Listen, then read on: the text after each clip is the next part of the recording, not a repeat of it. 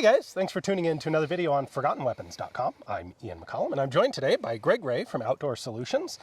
It's a little bit of a different video today. We are up in New Mexico. Yep. Like literally up. It's like 7,000 feet here. And what are we here for?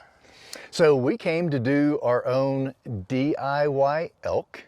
So that means that it's just me and Ian, and actually Chef Joe is with us. We're doing this 100% on our own, and none of us have ever been here before. I didn't quite recognize what I was getting myself into for this.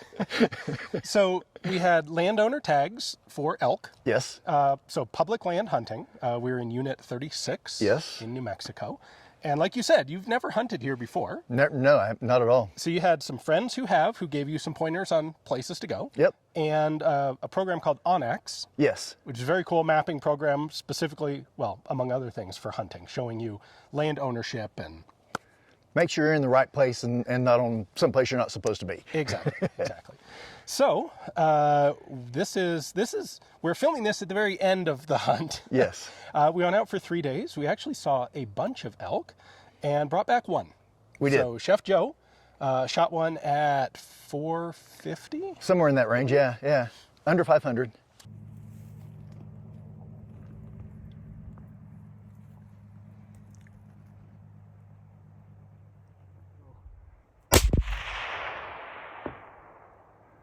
I'm pretty sure that one was. I didn't see anything drop. Oh, wait a minute. No, she's running down. Don't shoot again. No, I won't. I think it was...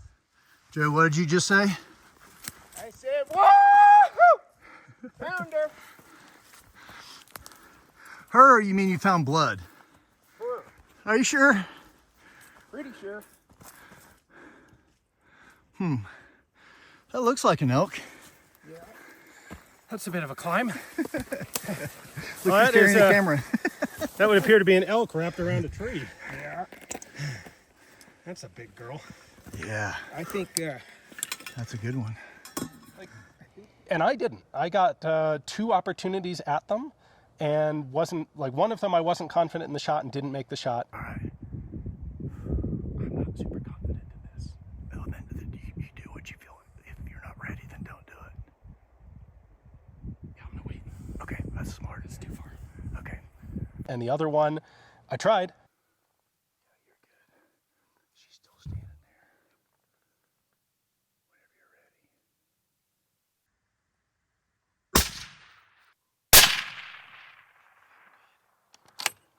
I think she dropped. 647 yards. Yes. And made a clean miss. But, like, shot, elk disappeared. It's like, maybe a good hit, maybe not. Let's go hike way up the mountain and see if we can find it. And we found exactly where she had been, no sign of anything. Exactly. So I think that highlights one of the important things about like serious, real, like hardcore hunting. This was it. I have done a bunch of the field to table classes, Yes. Not a bunch, a couple of the field to table classes with you. And those are set up to teach game processing and butchering. And so you have to have animals to work with. Exactly. And so those are set up to be basically gimmies. Like they're High opportunity, very high opportunity. Yeah, you're on a ranch. They've got feeders set up. They've got blinds 50 yards from the feeders, and you've got several days to get a couple of animals, and we've never had a problem. Like, it's easy. And I went on an elk hunt 2 years ago, or last year, that was super easy. Had a great guide in Colorado, and it kind of gave me the wrong impression about what to actually expect. So this was truly an off-the-grid, on-foot trekking adventure. Yes. And tell me, how normal is that? What's the scope from the field to table, sit in a blind 50 yards away and just whack Bambi when she shows up for the corn, to what we had this time, which was, I mean, for me, culminated in hike in a couple miles, take a shot at 650, and then not, and miss. Does it get harder than that? Yeah, so for our field to table, we do very high opportunity. So wild hogs in Texas, whitetail in Texas, Oklahoma, both of those states, antelope in Montana, axis down in Texas. So places where there's lots of animals. These are still free-ranging animals. They can come and go as they please. They're not in high fence or anything like that. But the odds are in your favor because, like you said, if you don't have an animal, it's hard to get to the table part. Right. So you have to be able to take it from the field.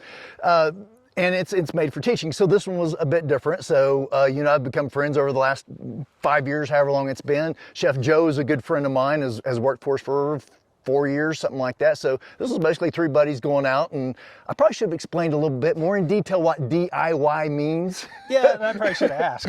and I've never hunted this area, but I've gone to lots of areas I've never hunted before. So I've been doing this since I was, you know, this big. So this was actually a very successful hunt, maybe not by the standards of what you're used to, but it was still very successful because we got on elk almost every day except for the one. When we went to that other unit, or not other unit, when we went to that other area, we didn't see anything. Right. But anyway, to get one the first day and have 2 other opportunities is very successful. And this is a much longer shot than what most people would anticipate, because as you guys see in the video, the terrain is tough.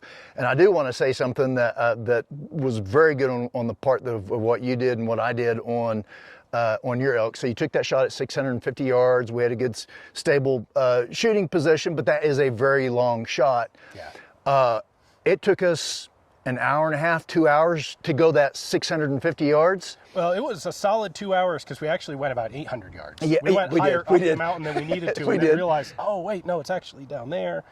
Oh God, that hill broke me. It was super tough, but we did the right thing. We went and checked for blood to make sure, but we also had a temptation before that. It was a group of elk, and they came back down. We hadn't even moved, and they were literally just right above us at 400-ish yards, a much easier shot, and they were just straight in front of us.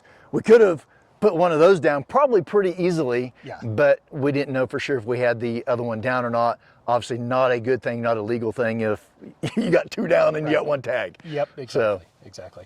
And the other thing that I didn't anticipate about this was it was a pack it out on your backs. Oh, yes. This was the first time I've done a hunt that wasn't, not necessarily like you're going to stand up in the bed of the truck and shoot an animal there, but every other time it's at least been maybe half a mile at most that you have to carry quarters.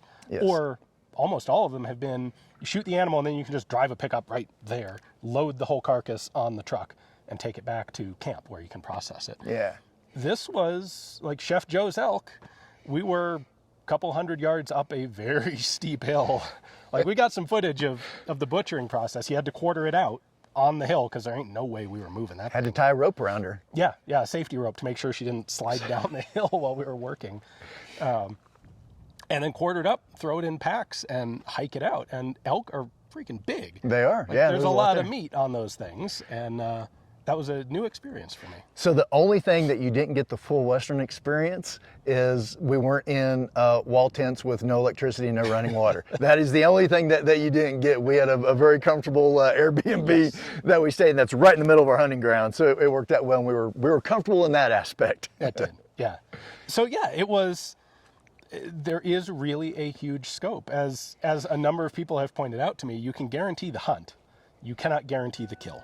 And 100%, exactly, so, yeah. Or as they say, like, that's why they call it hunting and not killing or harvesting.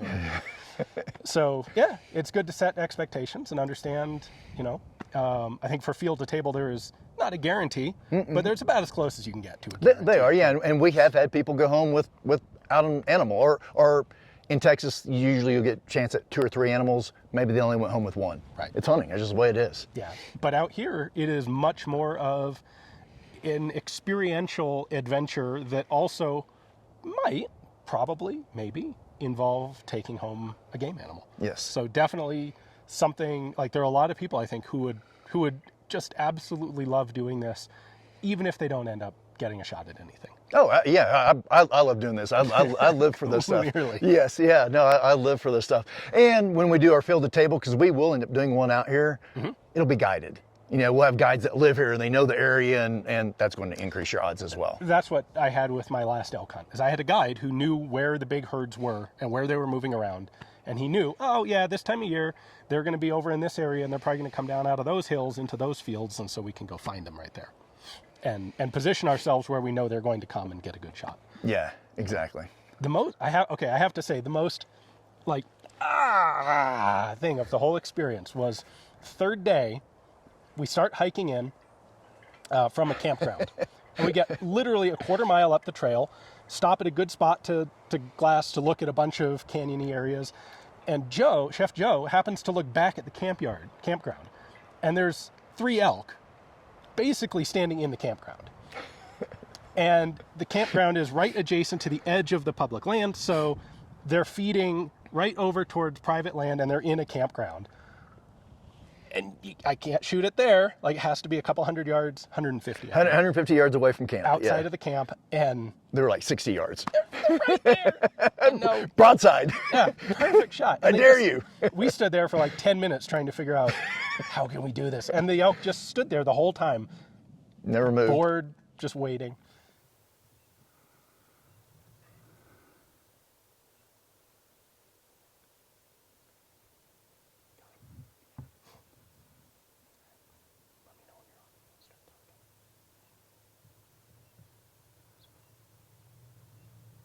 So it turns out there are elk in the freaking campground that we just walked out of. We didn't see them until we got up on the ridge outside and happened to look back. Unfortunately, they are sandwiched between campground and private land. And there's just no legal shooting spot to get into down there, which is incredibly irritating, and I really hope that's not the only group that we see today. As a hunter, that is definitely the hardest thing, having to walk away from an animal that you can't shoot. So, Yeah, for sure. but we did the right thing. So, well, we've got what I haven't already rolled in as B-roll. We'll be showing you some more of the footage and some of the butchering process, because Chef Joe did get an elk, and so they're generously giving me a bit of elk to go home with, so I'm not completely empty-handed. But hopefully you guys enjoyed this. This has been a really interesting learning process for me over the last couple of years, and I've really appreciated learning this whole process of being able to supply my own meat, and I like it. I'm gonna keep doing it. We're gonna go for something a little more of a target rich, A little tamer. Yeah, more animals, less adventure next time, because I need some groceries. We will do that. We'll get it done in Texas. Awesome. Awesome. Thanks, Thank you, Greg. brother. Yes, sir. Can check him out at, what's your website? So you can go to fromfieldtotable.com, or you can also check us out on our YouTube channel. We have some excellent tutorial videos with Chef Albert, give you step-by-step instructions on how to completely break down an animal. Thanks, guys.